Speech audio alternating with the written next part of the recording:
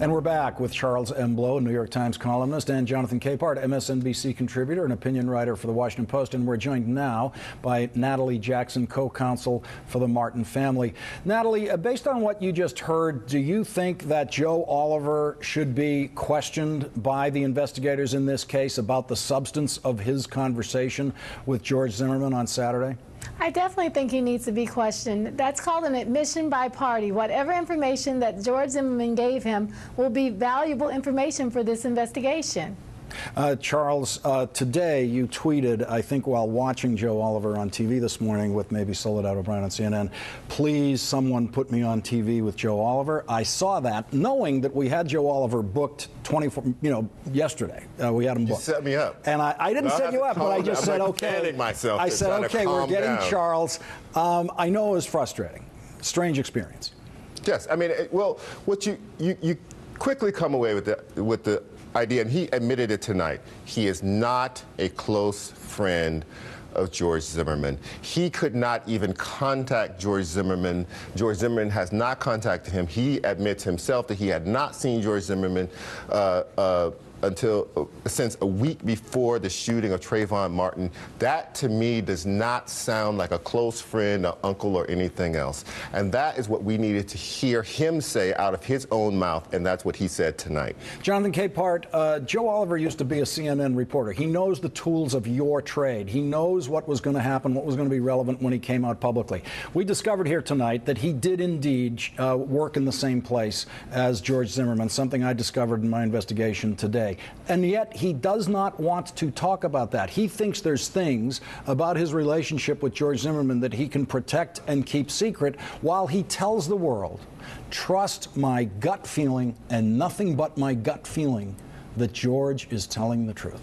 Right, and that's so not going to work, not under normal circumstances, and certainly not under circumstances like this, where there is a dead 17-year-old boy who was unarmed at the hands of someone who he wants us to believe is his close friend, George Zimmerman, but so close of a friend, someone who he said, I'm older than George. He looks at me like an uncle, like a mentor even, and yet this same person doesn't talk to him about his dreams and aspirations. He knows that George Zimmerman was majoring in criminal justice, yet he doesn't know about any attempts by George Zimmerman to join law enforcement, any of the, the rejections or the acceptances. I mean, from everything that Charles was able to get out of him in terms of whether he was really a good friend of George Zimmerman's or not, plus my being able to just find out that if you really are a good friend and you know that this person is trying to get into law enforcement and that's something that this person really wants to do, you know about that. You know what they want to do. You know what they've been trying to do. Close friends know that. Even very strong acquaintances know that. Given the interview he just gave here tonight, he's not even a close acquaintance. He's just some guy. Natalie Jackson, I think we just ripped away the veneer of what the Joe Oliver TV act is. There's absolutely nothing there except a guy who, for some strange reason, inexplicable, I just confessed to the audience, I find it inexplicable that he's dropped everything, he's dropped his job, he's dropped his income, simply to go on television on the basis of nothing other than, when you get right down to it, than a gut feeling. He must have been counting on, and he has gotten an awful lot of softball interviews on television that made him think he could get away with that. Yeah, this is a man who has inserted himself into this. He's not a witness in this case. He can't provide anything valuable to the trial. He doesn't know. He was not there. You brought home a point, and I do hope these investigators talk to him. I hope that they get the whatever stories. He's put about 3 versions of George Zimmerman's story. I believe that he's vetting his story through the press. I believe that that is what he's doing, and our team believes that. But we've kind of ignored the Joe Oliver because we're asking for an arrest in this case. Anything else is up to the jury. There are witnesses that were actually there.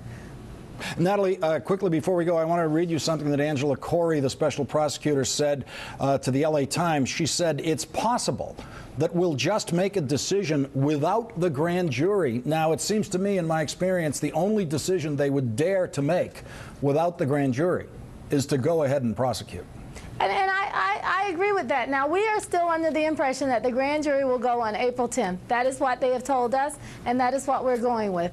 However, we need look no further than Zimmerman's own words. We don't have to listen to Joe Oliver. We have tapes with Zimmerman's own words. These a-holes always get away. He's running away. I'm going after him.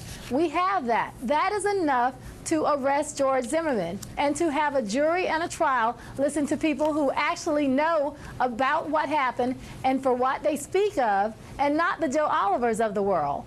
That's all the time we have for tonight. I want to thank you all for listening to that interview, for participating in it. Jonathan and Charles. Thank you, Lawrence. Charles Bro, Jonathan Capehart, Natalie Jackson. Thank you very much for joining me. Rachel Maddow is going to be here next.